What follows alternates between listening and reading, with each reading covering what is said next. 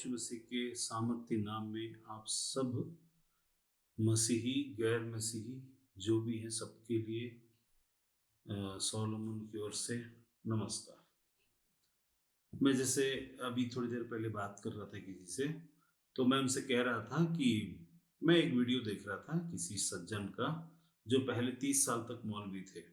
फिर उसके बाद वो मौलवी थे, वो कुरान की आयतों को पूरा पूरा याद करके पूरा पूरा जो भी हदीस से लेकर के कुरान से लेकर के हर चीज को बोलते थे। फिर उसके बाद 30 साल तक उसमें रहने के बाद उसको छोड़ दिए। जब उन्होंने एक सत्य प्रकाश करके दयानंद सरस्वती से संबंधित आर्य समाज की किताब को पढ़ा, और उस सत्य प्रकाश को पढ़ने के बाद उनके मन में संदेह जागृत हुआ और उन्होंने 32 साल अभी हो गए हैं, अभी वो मुस्लिम धर्म छोड़ करके हिंदू धर्म में है। हिंदू धर्म में नहीं, आर्य समाज में है। हिंदू धर्म के बारे में भी वो थोड़ा सा अलग तरीके से राय रखते हैं। तो वैसे तो देखा जाए तो किताबी बातों के ज्ञानी हैं और बहुत अच्छा बोलते हैं, है ना। लेकिन मैं आज जो आपके पास जो टॉपिक लेके आया हूँ वो उनसे और यहूदी, यहाँ तक कि ईसाइयत जिसमें क्रूसेडर्स आए या फिर कोई और आए, कोई और प्रकार का ज्ञान 330 के एडी में कॉन्स्टेंटाइन जो आए थे, उसके बाद जो इतिहास हुआ, इतिहास के अनुसार से जो कुछ भी हुआ उससे परे हटकर परमेश्वर के वचन में परमेश्वर का ज्ञान क्या बोलता है, परमेश्वर किसे ज्ञान कहता है, उसके बारे में चर्चा करने के लिए आए। इस विषय में ये यूं तो ऐसा चालू हुआ था कि किसी ने मुझसे कहा कि आप चालू करिए और जूम के जरिए एक छोटा सा मीटिंग लीजिए। तो उस मीटिंग में ऐसा लगा कि हो सकता है हम ऐसा कर सकें कि शिक्षा के रीति से हम उस समय रिकॉर्ड नहीं कर पाए थे, तो इसको उस तरीके से, क्योंकि देखो जब ऑडियंस या सुनने वाले सामने, श्रोता सामने जब होते हैं, विश्वासी जब सुन रहे होते हैं, सीखने वाले होते हैं, तब का एनर्जी और अभी जो होगा दोनों में अंतर ये रहेगा कि यहाँ पर ये एक स्टडी के रीति से देखा जाएगा। एक स्टडी, वहां पर के इंटरेक्शन होता है, आत्मा में भी इंटरेक्शन होता है, प्रेजेंस अलग होता है। यहाँ पर हम उसी चीज को स्टडी के रीति से ले जाएंगे, simple simple terms and words में। यहाँ वहां हम पूछते थे, अच्छा आप लोग क्या सोचते हैं, तो लोग अलग अलग प्रकार के जवाब देते, उसके हिसाब से हमारा कोर्स ऑफ टीचिंग जो है बदलता चला जाता है। लेकिन अब यहाँ पर हम उस बात को देखने जा रहे हैं कि सीधे से वचन में क्या लिखा है। मैं एक प्रश्न, वही प्रश्न पूछता हूँ जो आप अपने मन में मनन कर सकते हैं, सोच सकते हैं, पूछ सकते हैं। इस वीडियो को थोड़ा सा पॉज कर लेंगे, फिर सोचिए जो पूछा गया उसका उत्तर क्या होगा, फिर आगे बढ़कर देखिए। इसको पॉज करके एक 10 सेकेंड 20 सेकेंड पॉज कर लीजिए, फिर उसके बाद ताकि आपको आपके दिमाग में क्या आता है उसको देखिए, तो पॉज कर लीजिए। फिर उसके बाद फिर आगे देखेंगे क्या था, तब कैसा हो जाएगा। भले ही हम वन साइडेड हम यहाँ पर टीचिंग दे रहे हैं, फिर भी वो इंटरेक्शन टाइप का लगेगा। आपको भी लगेगा कि आपको सीख रहे हैं या कुछ आप जानते हैं। अगर आप जानते हैं तो बहुत अच्छी बात है ना। आप, हो सकता है जो भी जानकारी जो भी आपके पास होगा, मुझे मालूम है कि वो 85% तो सही होगा ही होगा, क्योंकि प्रश्न ही ऐसा है। परमेश्वर का ज्ञान और परमेश्वर की सामर्थ्य क्या है, यह प्रश्न। परमेश्वर का ज्ञान एंड परमेश्वर की सामर्थ्य क्या है। What is the wisdom and power of God, what is the wisdom and power of God. इसको आप पॉज कर लीजिए, फिर आप सोच सकते हैं इसके बारे में। फिर जो आप जो आंसर आप उसको लिख लीजिए, ताकि आपको याद रहे कि हमने ये आंसर दिया, हमने ऐसा समझा। तो इससे आपको समझ में आएगा कि अब तक परमेश्वर का सामर्थ्य, तो परमेश्वर ज्ञान क्या है। 5 4 3 2 1। अब हम देखेंगे उन्होंने क्या जवाब दिया जब मैंने पूछा था। कुछ लोगों ने बोला कि हम तो अभी, मैंने ये पूछा था बल्कि कि आप क्या समझते हैं, आपके अंदर कितना % परमेश्वर का ज्ञान है। तो किसी ने बोला 10%, किसी ने बोला 20, किसी ने बोला 40। किसी ने बोला कि हम तो अभी बढ़ते चले जा रहे हैं, किसी ने बोला हम सीख रहे हैं, किसी ने बोला हम उस स्टेज में हैं जहाँ पर हम हासिल करेंगे, ऐसा। तो सबका प्रश्न, मैंने जैसे बोला, सबका प्रश्न का उत्तर जो था, जो संदर्भ में आपने सोचा दिमाग में, वो सही था। जो आपने सोचा वो गलत नहीं था, वो सही था। लेकिन मैं जो आपको निकाल कर बताने वाला, ये नहीं बोलने वाला कि बहुत बड़ा प्रकाशन देने वाले हैं यहाँ पर, या परमेश्वर को नया चीज बता रहा है। आपको सबको पता है वो चीज, ऐसा कुछ भी नहीं है। लेकिन एक बात है कि उसको समझने का तरीका अलग है वही। अगर आप उसके तरीके को जैसा समझना चाहिए वैसा अगर समझ लेते हैं, तो यकीन मानिए कि आपका जो सोचने का तरीका, आपका व्यवहार करने का तरीका, मसीह में आराधना करने का तरीके में थोड़ा तो अंतर आ ही जाएगा। तो अभी हम देखेंगे कि परमेश्वर की नजर में परमेश्वर किसे अपना ज्ञान और अपनी सामर्थ बताता है। कई बार ज्ञान ऐसा सोचते हैं तो जानकारी, information, a Bible of information. Bible मतलब collection of information from the history, past, present. अभी बहुत सारे यूट्यूब के ज्ञान है, बाइबल के वचन पढ़ने के द्वारा से ज्ञान है। मूसा एक था, अब्राहम एक था करके ज्ञान है। वैसा वो भी ज्ञान है। और आपको प्रार्थना कैसे करना चाहिए, क्यों करना चाहिए, पवित्र आत्मा क्या कहता है, किस तरीके से यीशु गया, यीशु ने उद्धार के बारे में क्या कहा, ये सब भी ज्ञान है। लेकिन वचन के अनुसार क्या है? यहां लिखा है जो ज्ञान, मतलब धनवान, मतलब जिसके पास धन होता है। भाग्यवान मतलब जिसके पास भाग्य, किस्मत, बहुत अच्छा किस्मत है जिसके पास। वान मतलब उसका मालिक। यहां परमेश्वर बोलता है ज्ञानवान, क्योंकि पहला कुरिन्थियों 1:18 को हम पढ़ेंगे और 19 को पढ़ेंगे। 19 में से लिखा है, क्योंकि लिखा है मैं ज्ञानवानों के ज्ञान को नष्ट करूंगा और समझदारों की समझ को तुच्छ कर दूंगा। ज्ञानवान, मैंने बोला धनवान, पहलवान, पहलवान जिसके अंदर में पहल करने की क्षमता है, जो करेजियस है, जो पहल कर सकता है, पहलवान। फिर हाँ, जैसे उसको जाने से पहले मैं एक चीज बताऊं कि जैसा हम इसमें जाएंगे, एक ज्ञान की एक छोटी सी बात जो कि बहुत अच्छी है, लेकिन वो भी ज्ञान ही है।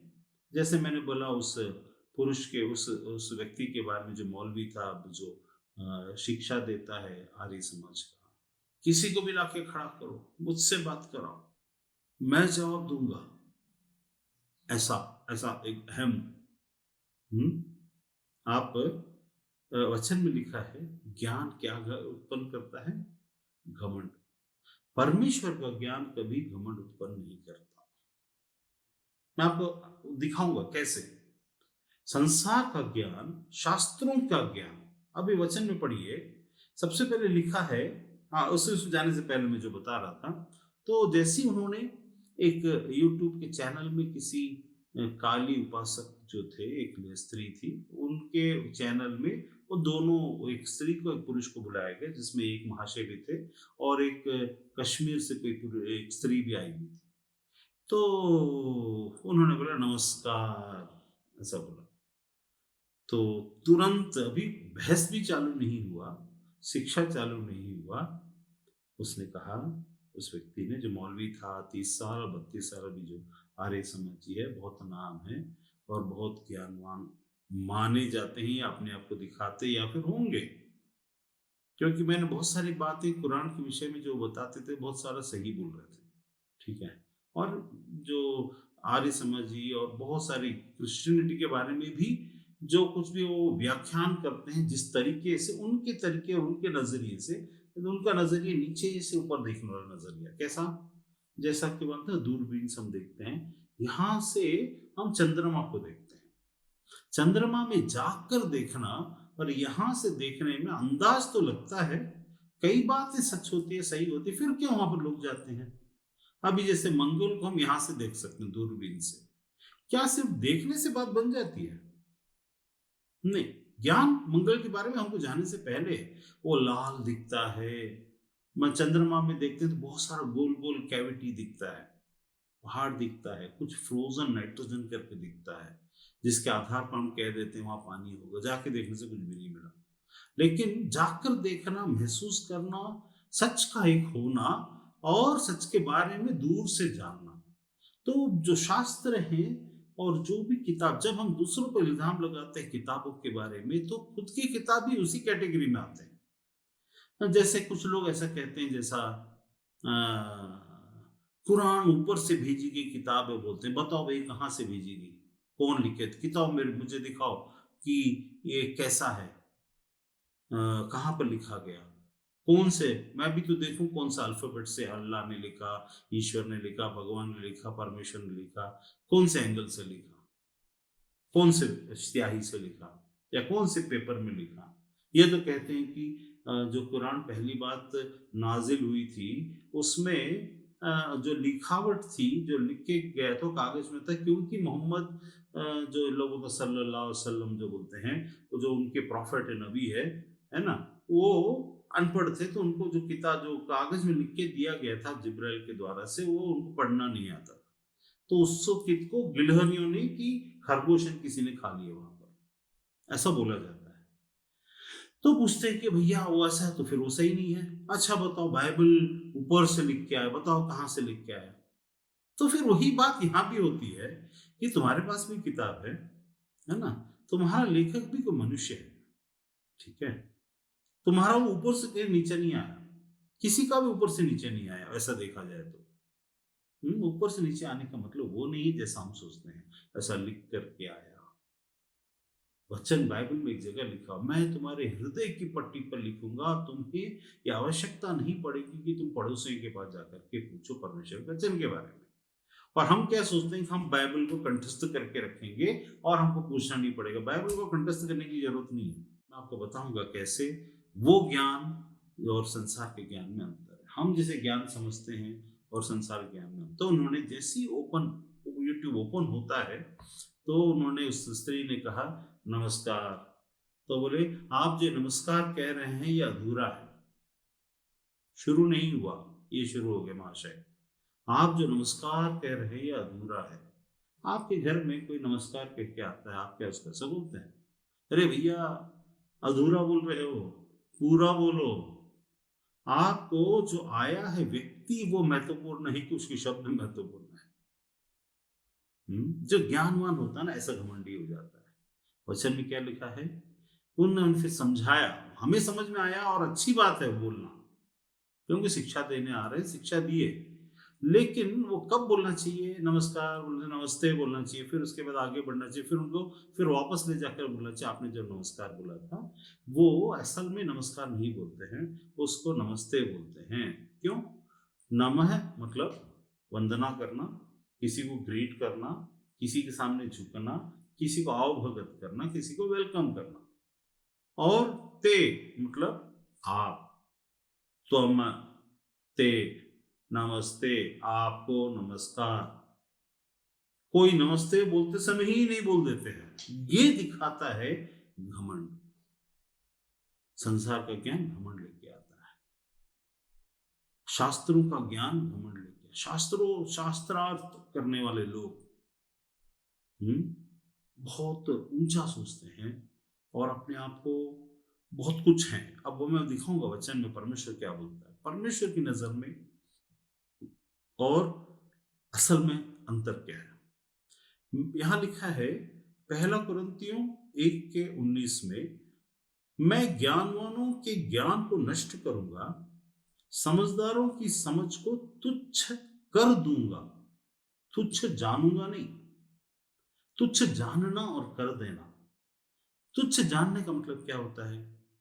जब कोई व्यक्ति आता हमारे सामने, हम अपने आप को जब बड़ा समझते हैं तो हम उनको तुच्छ जाना, क्या कौन आया, क्या है तू, तेरी औकात क्या है, इसको बोलते हैं तुच्छ जानना।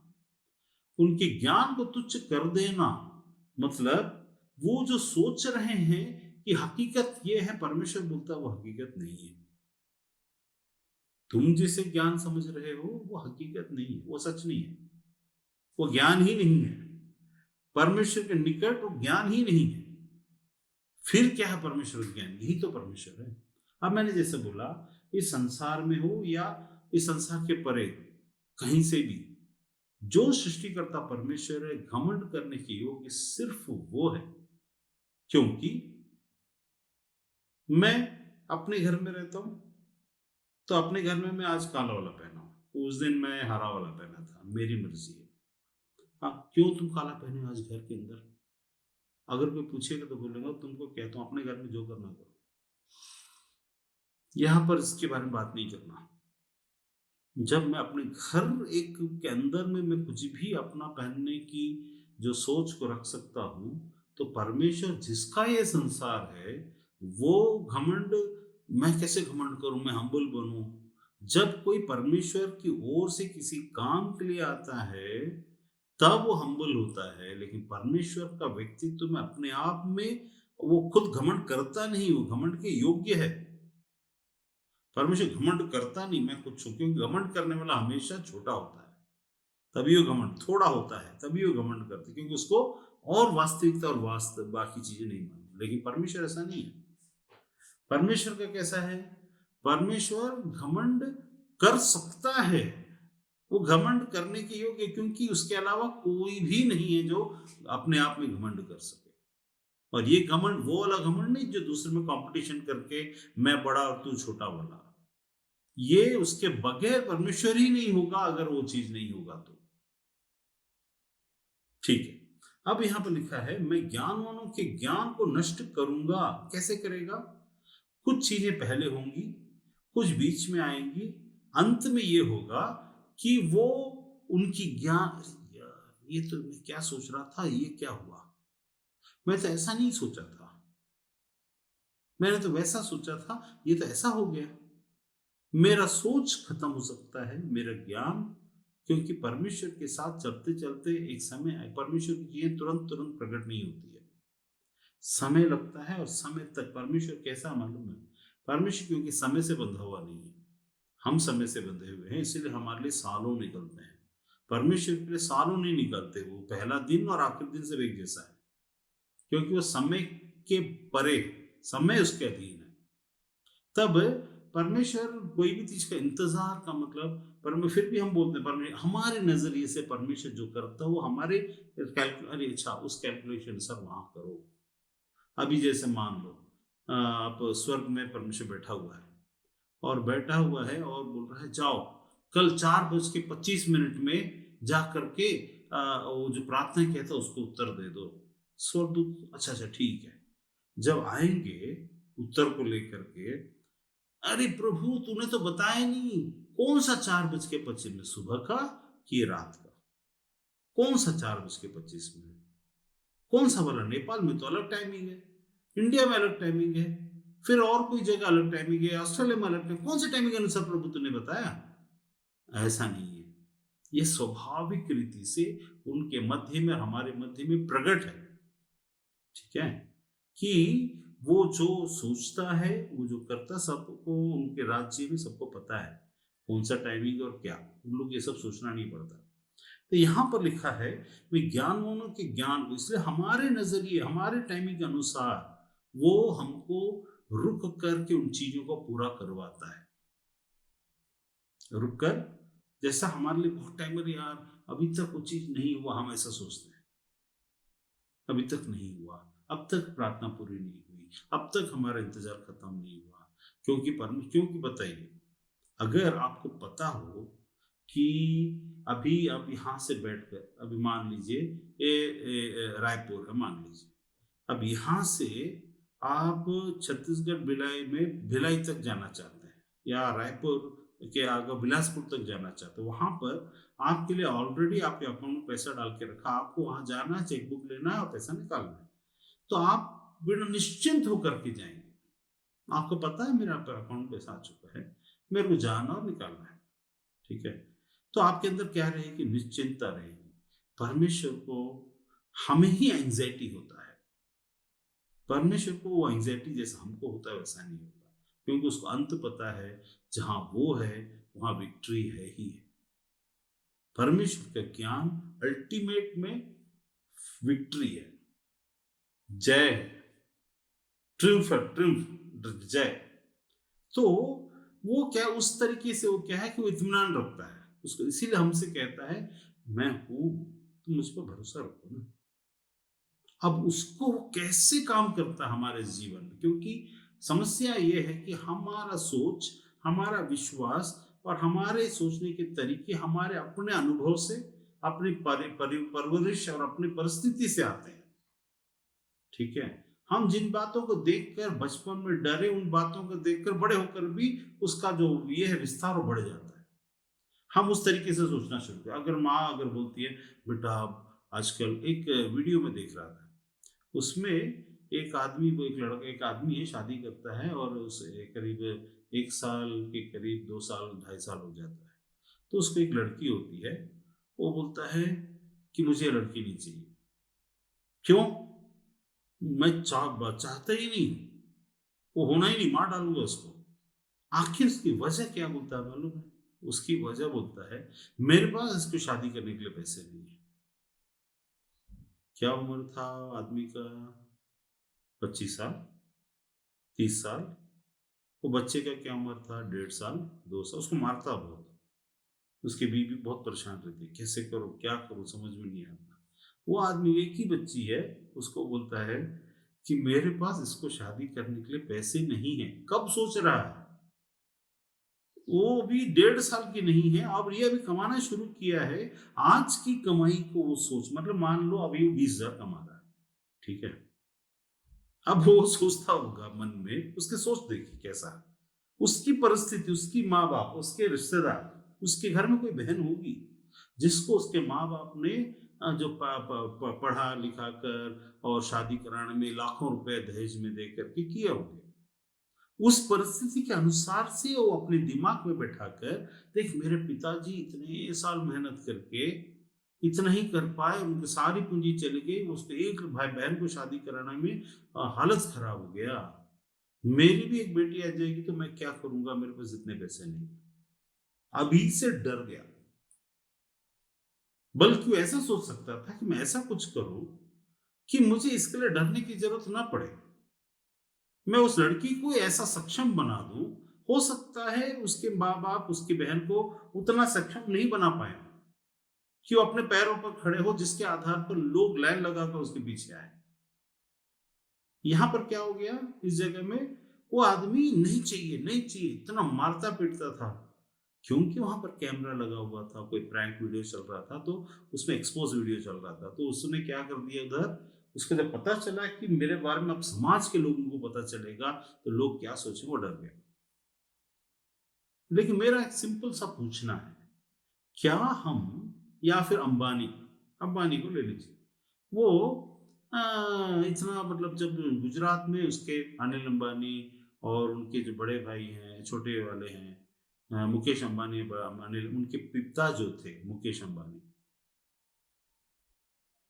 नहीं उसके पिता का नाम क्या था, धीरू भाई अंबानी। तो वो जब शुरुआत थी मसाला बेचने का शुरुआत की हो, तब अगर सोचे होंगे, है ना, अरे मैं तो ये सब नहीं कर सकता, ये सब हमारे बस की बात नहीं है। उनको कभी पता था कि वो इंडिया के नंबर 1 कहलाएंगे पैसे वाले? नहीं पता था। वो पैसा वाला नंबर 1 बनने की होड़ में नहीं आए, वो काम करते चले गए और बन गए, काम करते हुए बन गए। अगर उस समय में अगर उनको एक लड़की हुई होती और इसी आदमी जैसा सोचते हैं, तो कैसा सोचते मालूम है? अरे मेरे पास उसको शादी करने के लिए पैसा नहीं है, मैं नहीं कर सकता। लेकिन वो झूठ होता ना। अगर वो आगे चल करके जब वो लड़की 20-25 साल की हो जाती, तब उसका शादी कराने के लिए उनके पास पैसा होता। परिस्थितियां वैसे ही नहीं रहती। परमेश्वर हर एक को उन्नति भी देता है उनकी सोच के अनुसार। अभी से देखकर चीजों को, जिंदगी को शुरुआत में ही डरने की जरूरत नहीं, आगे की बातों को सोचकर। इसीलिए यीशु ने बोला, कल का कल देखो, आज के लिए आज ही का दुख बहुत है। तुम्हारा जिंदगी में कल परमेश्वर क्या रखेगा, तुम क्या कर जाओगे, आज अगर ऐसा सोच रखोगे, ऐसी ही सोच में डूब जाएंगे। तो यहाँ पर मैं अब वो उसमें परमेश्वर असल में क्या सोचता है, मैं ज्ञानवानों के ज्ञान को नष्ट करूंगा, फ्यूचर कर दिया हूं नहीं बोला। इसका मतलब इस बाइबल के अंदर में ज्ञानवानों के ज्ञान को नष्ट करने वाली बातें अभी फिलहाल यहां नहीं दी है। हर एक के ज्ञान के अनुसार आगे इन फ्यूचर में कुछ तो ऐसा परमेश्वर करता चला जाएगा जो ज्ञान के आधार पर लोग, इस संसार के लोग देखते चले जाएंगे।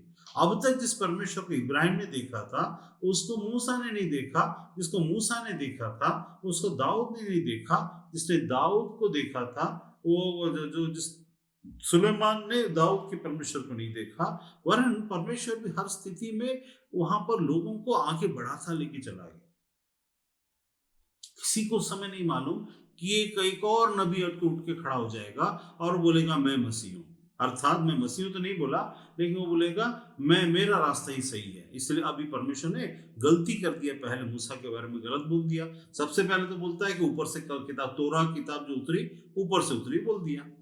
तो ऊपर से उतरी किताब में या तो परमेश्वर से गलती हुआ या तो मनुष्य से गलती हुआ।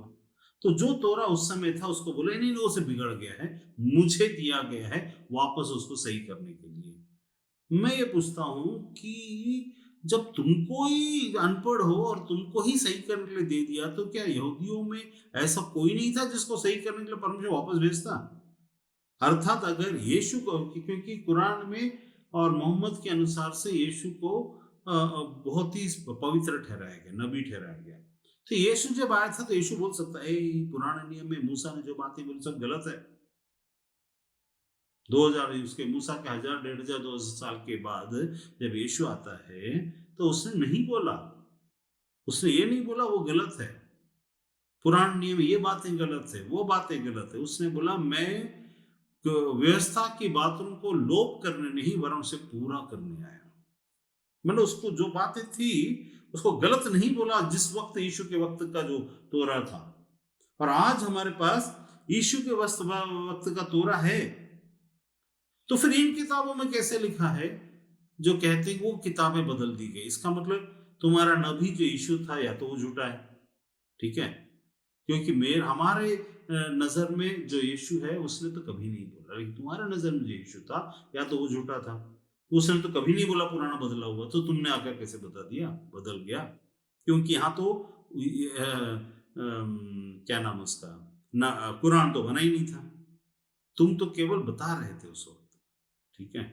जब बता रहे थे तो क्या बता रहे थे कि उस वक्त में तोरा, फिर इंजील भी आ चुका था उस वक्त, क्योंकि 500-700 साल हो चुका था, तो इंजील भी आ चुका, वो भी बदल गया। कैसे, किस आधार पर? इंजील में बदलने के लायक क्या चीज है? वो तो ऊपर से नाजिल हुआ किताब तो है नहीं कि इंजील को हम ऊपर से नाजिल हो गया है। हाँ, बहुत सारी बातें, ऊपर की बातें, परमेश्वर की बातें लोगों के माध्यम से बताई गई हैं, समझाई गई हैं, लेकिन वो नाजिल जैसे तुम सोचते हो कि ऐसा उतर के आया, वैसा आसमानी किताब है, लेकिन आसमान से ऐसा पोर करके किताबों में छप करके आया वो किताब नहीं है। हम उसे ऐसा नहीं मानते, हम तो उसे पत्री मानते हैं। हमारे लिए कुछ और है ज्ञान, हमारे लिए कुछ और है सामर्थ, हम इसको ज्ञान और सामर्थ नहीं मानते। एक वचन है, यीशु बोलता है कि तुम अनंत जीवन प्राप्त करना चाहते हो लेकिन मेरे पास आना नहीं चाहते, पवित्र शास्त्र में मुझे ढूंढते हो। यीशु बोलता है मैं तुम्हारे सम्मुख हूं, तुम मुझे पहचानते नहीं। ताइए हम इसमें वचन में देखेंगे 20 में लिखा है, कहां रहा ज्ञानवान, कहां रहा शास्त्री, कहां रहा संसार का विवादी? क्या परमेश्वर ने संसार के ज्ञान को मूर्खता नहीं ठहराया? फिर से एक बार, कहां रहा ज्ञानवान? ज्ञानवान का मतलब तत्व ज्ञान है ना, मेस्मरिज्म का ज्ञान, हिप्नोटिज्म का ज्ञान है ना, ये एस्ट्रल ट्रेवल का ज्ञान, और उसके बाद परमेश्वर के बारे में बताने वाला फिलॉसफी, थियोलॉजी, ये सब कहाँ है? कहाँ रहा शास्त्री? जैसे मैंने बोला वो जो महाशय जो आए तो शास्त्र को जानकर, अभी एक बात पूछने वाली बात है, 30 साल कुरान को पढ़कर उसको जैसा कि वैसे ही वैसे पूरा करते हुए आए। जब एक संदेह पैदा करने वाली किताब आया तो उन्होंने अपने धर्म को छोड़ दिया। अच्छी बात है, लेकिन 30 साल क्या तुमको अपना दिमाग समझ में नहीं आया? नहीं आएगा, क्योंकि संसार के और किताबों के ज्ञान में फंसे हुए, चाहे आप हो या कोई हो, जब तक कोई दूसरा प्रश्न नहीं उठाता उसका उत्तर खुद से, क्योंकि उनको खुद से संदेह होता है, उनको डर लगता है अपने खुदा पर, अपने अल्लाह पर, अपने भगवान पर, कि पता नहीं वो हमको दंड दे देगा। प्रश्न लोग उठाते नहीं। मैं तो कहता हूं कि आप बाइबल के परमेश्वर से भी प्रश्न उठाने का मतलब प्रश्न पूछिए।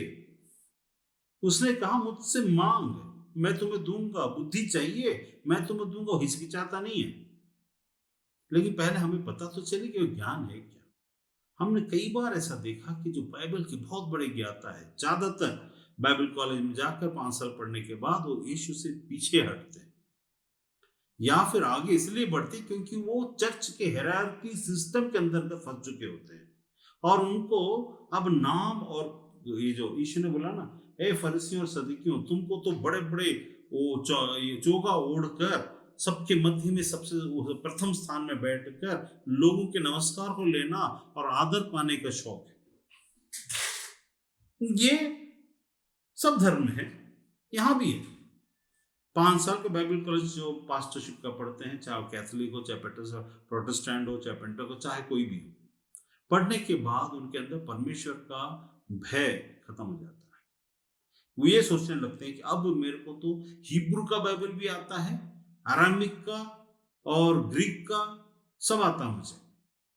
मैंने तो सब धर्मों के साथ कंपैरिजन ऑफ रिलीजन को भी मैंने पढ़ा है, और मेरे को सब कुछ मालूम है। तुमको क्या मालूम है? बच्चों, जब चर्च के अंदर कोई पादरी आके ऐसा पढ़कर आकर बैठता है तो उसके अंदर में घमंड होता है। बहुत सारा हंसने के लिए भी थोड़ा सोचेगा।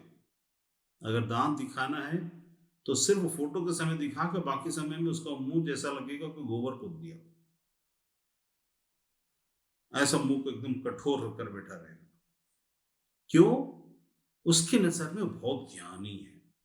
मैं ज्ञानी हूं, मैं आके बैठा हूं, मैं उठता हूं तो तुम उठो, मैं बैठता हूं तो तुम बैठो। चलिए हम परमेश्वर का आराधना करेंगे, न हिलेंगे न डुलेंगे, हम बच्चों जैसा मन नहीं रखेंगे। ज्ञानी, ये जो शास्त्री शास्त्रों का ज्ञान लेकर आते हैं, संसार का। उसके बाद देखिए, इसलिए इसमें 3 प्रकार से लिखा गया।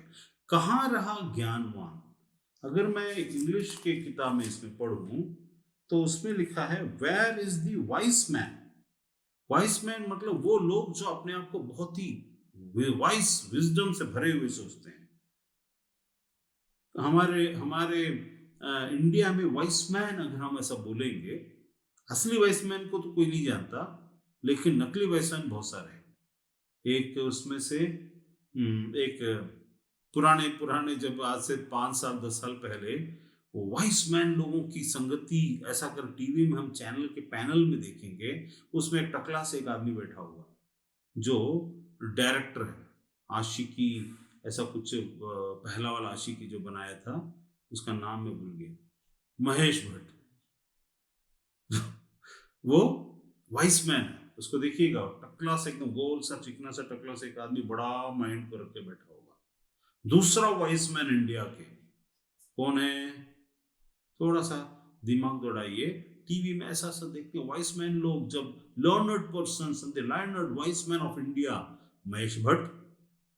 दूसरा आ जाए, वो भी कुछ भी टॉपिक आ जाएगा, ऐसा खुजलाते हुए सिर को ऐसा करके बोलेगा, ओ मैं जो हूं वैसा है वैसा है, ऐसा बहुत सारी बकवास बातें करेंगे संसार की, जिसका कर्म कुछ और रहेगा, बात कुछ और करेंगे। दूसरा है ये अभी जो शायरी और गीत और वो सब गाता है, मतलब बोलते हैं, इंडिया का वाइस मैन में से उसको भी आजकल बोला जाता है। वो जो एक स्वामी गुरु जी के साथ भी बहस वहस किया था, वो भी पिक्चर का, वो क्या तो उसका बेटा वो भी है, क्या है, एक्टर भी है। ना। और कभी फिल्म से ये लिखते हैं कई बार, अभी टाटा स्काई वाले ने उसको बुक कर दिया वाइसमैन के हिसाब से, वो आकर बैठेगा।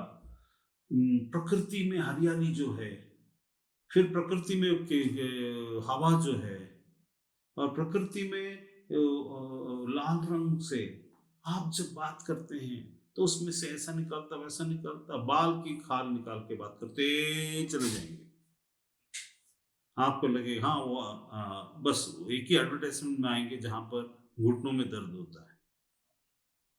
तो ना हमारे भिलाई दुर्ग से ही उनका जीवन का सबसे पहला शायरी चालू हुआ था, रूंटा करके हैं, उन्होंने चालू किया था।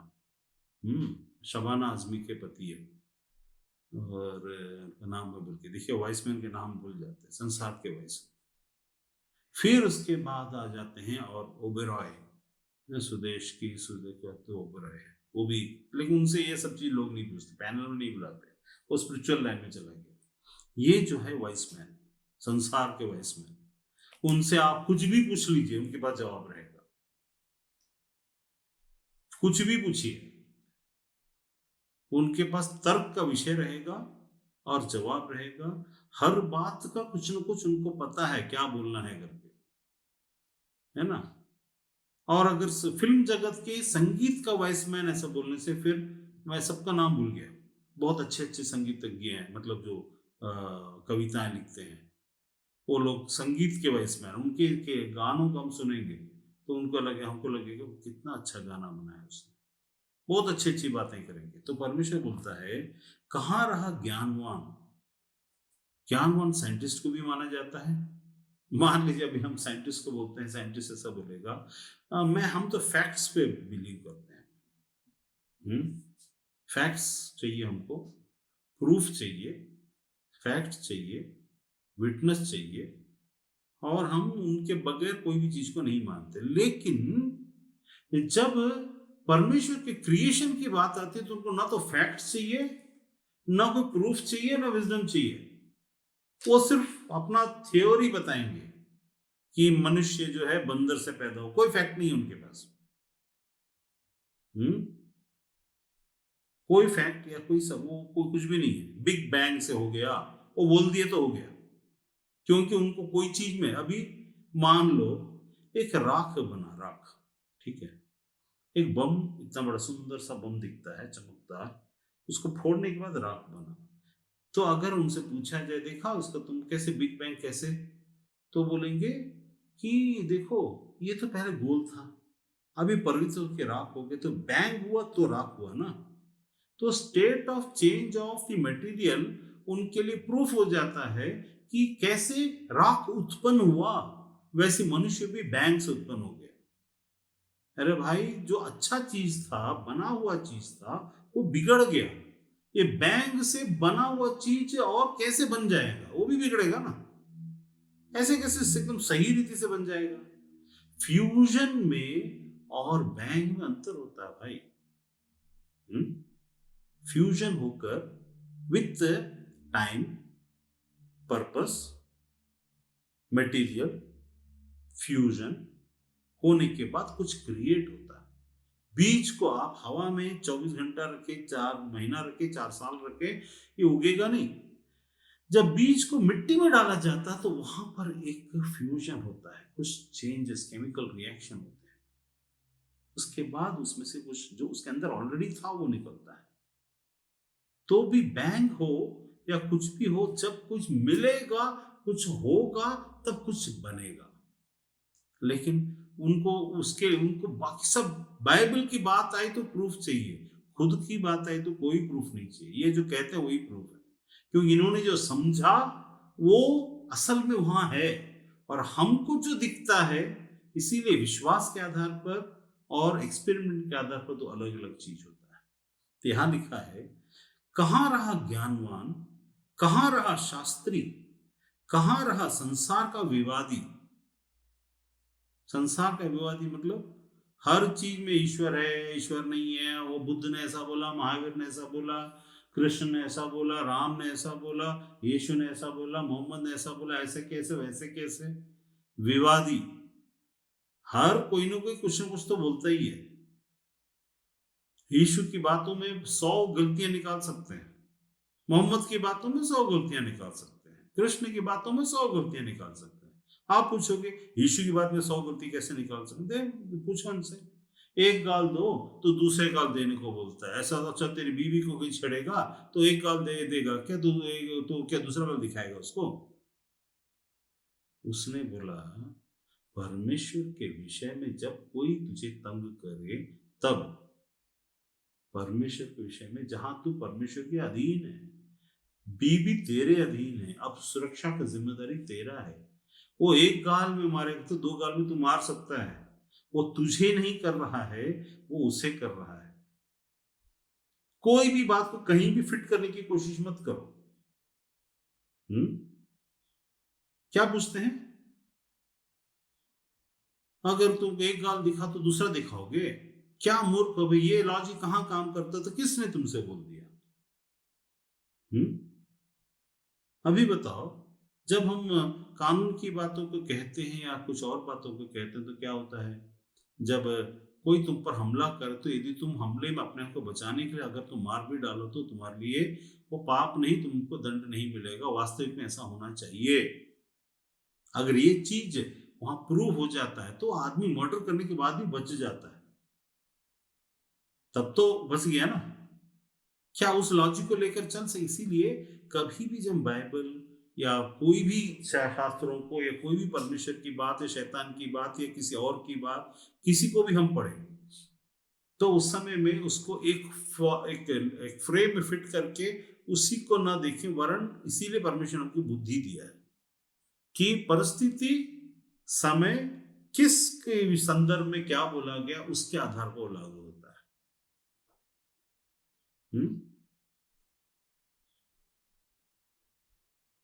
परमेश्वर ने बोला जब तुम मेरे विषय में किसी को बोलो तब कोई तुम्हें चैलेंज करे तो शांत रहना, क्योंकि मैं तुम्हारे साथ। लेकिन वो पिस्तौल लेकर के आकर मारने आए तो छिपना।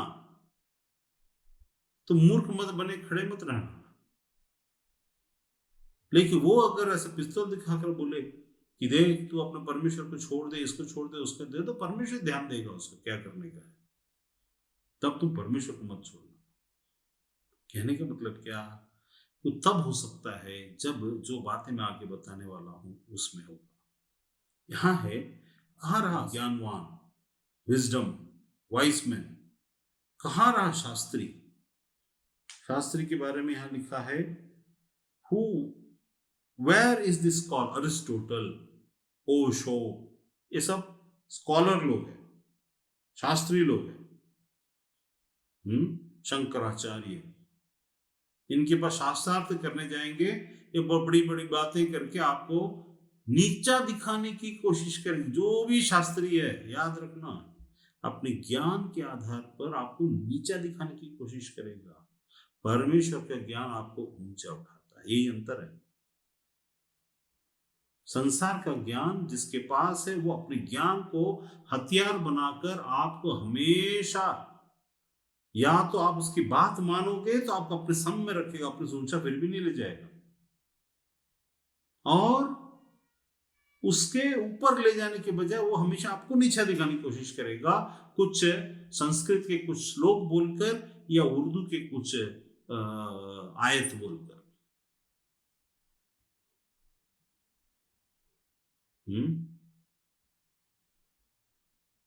तो यहां पर उसके बाद क्योंकि इसके वह क्या, मैं जब बात कर रहा हूं तो मैं संसार को, सृष्टि को बनाने वाले परमेश्वर के बारे में बात कर रहा हूं। मैं अभी उस जगह नहीं पहुंचा हूं। अगर आप क्रिश्चियन है तो इस बात को समझना है कि ये आपकी परमेश्वर से पहली मुलाकात या परमेश्वर से संबंध में हम दो प्रकार से हैं। एक, मसीह यीशु में होने के द्वारा हम क्या हैं? उसकी संतान ठहराए जाते हैं। उस विषय में अभी बात नहीं कर रहा हूं। संतान होने के बावजूद परमेश्वर हमारे लिए परमेश्वर भी है और पिता भी है। यहां मैं उन लोगों के बारे में बात कर रहा हूं जो किसी भी धर्म के ईश्वर को मानते, ईश्वर को नहीं मानते। सबके लिए हमारे, irrespective of our belief, he is God, monotheistic God, वो एकमात्र एक परमेश्वर, मैं उसके बारे में बात कर रहा हूँ, जिसके बारे में मूसा ने बोला, अब्राहम ने बोला, जीसस ने बोला, है ना, जब मनुष्य था। कुछ लोगों ने भरमा कर उसको परमेश्वर, शैतान को परमेश्वर दिखाया, कुछ लोगों ने कुछ देवी देवताओं को परमेश्वर दिखाया, कुछ लोगों ने अपने आप को परमेश्वर दिखाया। यीशु ने क्या दिखाया वो सब बाद में देखेंगे, लेकिन ये हम बात कर रहे हैं उनके लिए जो मैं इसको प्रूव करूंगा आगे वो कैसा है।